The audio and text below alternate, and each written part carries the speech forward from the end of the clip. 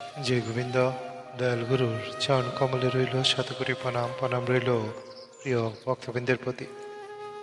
শ্রী শ্রী ঠাকুরের জঙ্গলে যাওয়ার একটি কাহিনী, সেটা পড়া হচ্ছে অন্তর্যামী শ্রী শ্রী রাম ঠাকুরের তৃতীয় খণ্ড বই হইতে, লেখক তরুণীকান্ত দর।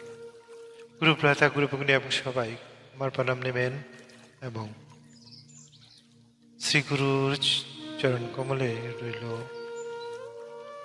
শতকোটি প্রণাম। নোয়াখালীতে থাকিবার সময় দয়াল ঠাকুর প্রায়ই একটি জঙ্গলের মধ্যে যাইতেন। সেইখানের লোকজন প্রায়ই ঠাকুরকে ওই জঙ্গলে যাওয়ার বিষয় নিয়ে আলোচনা করিতেন। একদিন রাত্রে ঠাকুরের পিছন পিছন কয়েকজন লোক ঠাকুর কোথায় এবং কেন জঙ্গলে যান তা দেখিবার জন্য পিছন পিছন যাইতেছিলেন। জঙ্গলের মধ্যে একটি নদীর উপর একটি কাঠের সেতু ছিল। ঠাকুর সেতু পার হইয়া জঙ্গল প্রবেশ করিলেন। ঠাকুরের পেছনে যাহারা গিয়াছিলেন তাহারা সেতুর মধ্যভাগ যাওয়া মাত্র চারিদিক হইতে ঢিল আসিয়া তাহাদের নিকট পড়িতে লাগিল। এখন তাহারা সামনেও যাইতে পারিতেছে না, পিছনেও যাইতে পারিতেছে না।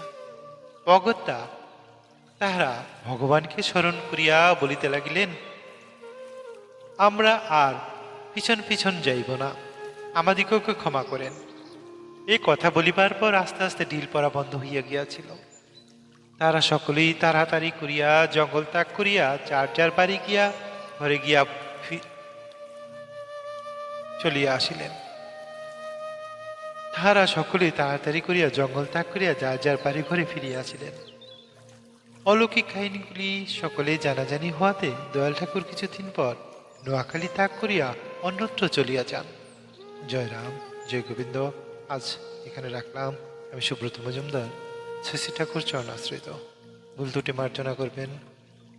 দয়াল গুরুর কৃপা সর্বদা আপনাদের উপর বর্ষিত হোক। সবাই ভালো থাকবেন। জয় রাম, জয় গোবিন্দ।